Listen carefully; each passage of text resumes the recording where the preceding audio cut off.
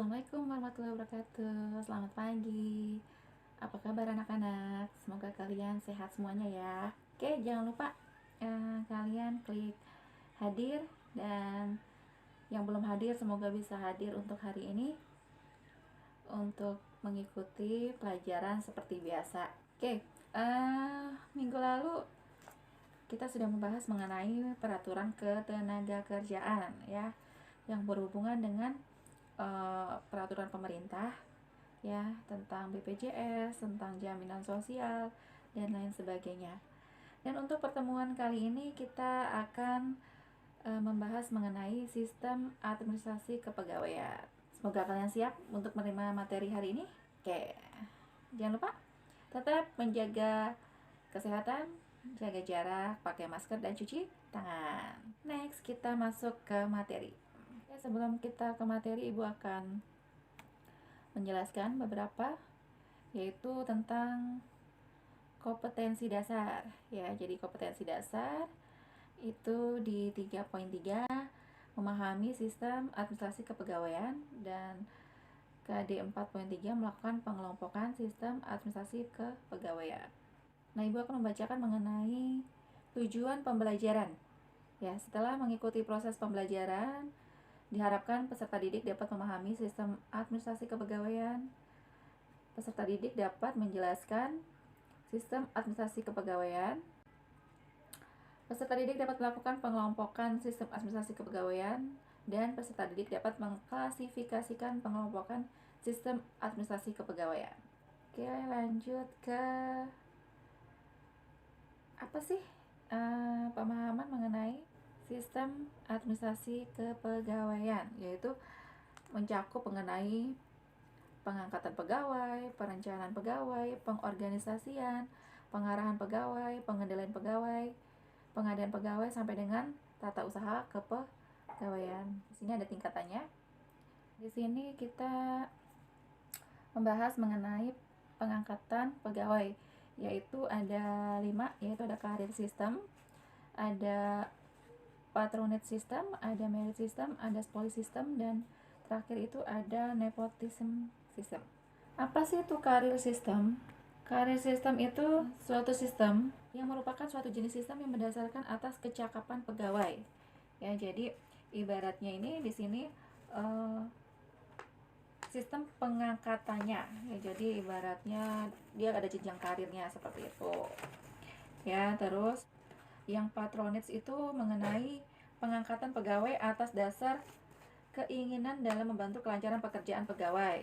Ya, jadi itu biasanya kalau ada sesuatu yang sulit, nah ini ada pengangkatan pegawai untuk keinginan membantu kelancaran pekerjaan, itu patronage system. Kalau yang merit system, yaitu jadi sistem pengangkatan dengan didasarkan atas keahlian atau kecakapan pegawai. Jadi kalau merit system itu dia mempunyai kemampuan ya, kemampuan sesuai dengan pekerjaan yang dikerjakan ya, jadi dia diangkat sesuai dengan keahliannya. Kalau spoils system yaitu didasarkan keanggotaan seseorang tersebut dalam suatu partai ya, jadi nanti kalau misalnya dia ikut dalam suatu partai, nah itu diangkat sesuai dengan sistem yang ada di keanggotaan suatu partai. Nepotism system itu yaitu mengangkat pegawai atas dasar kekerabatan, itu KKN ya.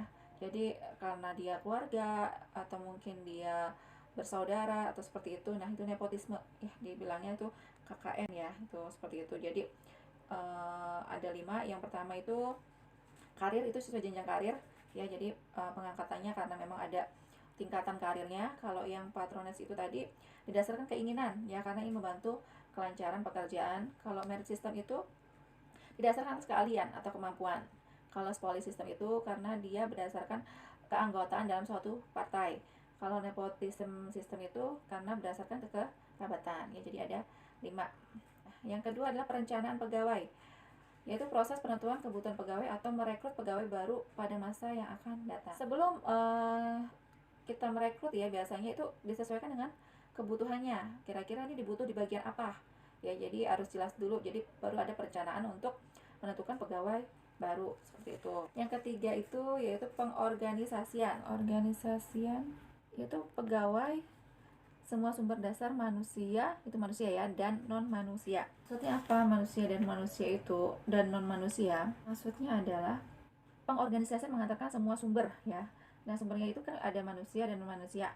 Nah, ke dalam suatu pola tertentu sedemikian rupa sehingga orang-orang yang bekerja di dalamnya dapat bekerja sama secara berdaya guna dan berhasil guna mencapai tujuan yang telah ditetapkan. Seperti itu. Jadi ada beberapa sumber. Jadi misalnya kan ada misalnya manusia dan manusia itu ibaratnya ada perlengkapan peralatannya. Nah, yang ibaratnya yang menunjang ya, menunjang atau mendukung tercapainya suatu tujuan yang telah ditetapkan seperti itu. Nah, yang keempat itu pengarahan pegawai. Nah, pengarahan pegawai itu istilahnya memotivasi pegawai. Misalnya selain itu bagi organisasi skala pun membuat analisis mendalam tentang apa yang memotivasi setiap pegawai atau tindak praktis. Jadi ibaratnya nanti keseluruhan ya, kesepakatan tentang motivasi ya. Jadi ibaratnya pegawai itu misalnya kadang-kadang kan butuh dorongan istilahnya kemajuan ya, untuk kemajuan kinerjanya seperti apa. Nah, itu butuh adanya motivasi dari perusahaan.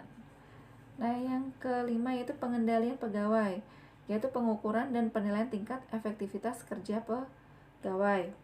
Di sini adalah pengawasan sebagai bagian dari pengendalian, merupakan proses pengukuran dan penilaian tingkat efektivitas kerja pegawai dan tingkat efisiensi penggunaan sarana kerja. Nah, jadi dikendalikan nih antara tingkat efektivitasnya sama dengan efisiensinya penggunaan sarana kerja. Ya, ada pengendaliannya. Dan yang keenam, ini ada namanya pengadaan pegawai. Yaitu proses penarikan sejumlah calon yang memiliki potensi untuk ditarik menjadi pegawai. Yang mungkin tadinya dia belum pegawai tetap, masih honor seperti itu. Nah, di sini karena dibutuhkan, jadi ada potensi ya, ada potensi untuk menarik calon pegawai seperti itu. Jadi diadakan formasi ya. Jadi misalnya ada bagian ini nih ada yang kosong. Nah, kira-kira nih butuh pegawai baru nih. Nah, itu biasanya mungkin udah karyawannya lama yang tadi masih honor. Nah, itu dikasih untuk posisi yang kosong tersebut. Ya, jadi ada pengadaan pegawai di instansi atau di bagian-bagian tertentu yang membutuhkan. Nah, yang terakhir itu adalah tata usaha kepegawaian. Nah, kurang lebih kegiatannya adalah biasanya kalau TU ya, kalau TU misalnya di sekolah ya biasanya kan dia mengurusi tentang pembayaran ya, tentang administrasi sekolah, seperti itu, mencatat, menyusun ya, mengarsip seperti itu. Nah, kurang lebih kegiatan kepegawaian sama dengan di lembaga-lembaga baik pemerintahan atau di lembaga swasta. Ya, kurang lebih kegiatannya TU itu ya mencatat perubahan terhadap data kepegawaian, misalnya pegawai tahun 2019 dengan tahun 2020 apakah ada perubahan. Nah, jika ada perubahan itu perlu misalnya diperbaharui. Nah, terus menyusun data statistik, misalnya ini tadinya misalnya karyawannya tahun sekian, tahun 2019 jumlahnya sekian, tahun 2020 jumlahnya sekian, atau mungkin data statistik yang lainnya seperti itu. Dan melakukan pengarsipan dokumentasi kepegawaian. Nah, jadi data-data yang diterima, data-data yang misalnya dia keluarkan, itu harus diarsipkan sebagai bukti bahwa terjadinya administrasi di dalam suatu kantor atau lembaga. Oke, untuk hari ini materinya cukup ya. Semoga kalian bisa memahaminya. Terima kasih. Dan untuk minggu depan yaitu dengan materi yang baru.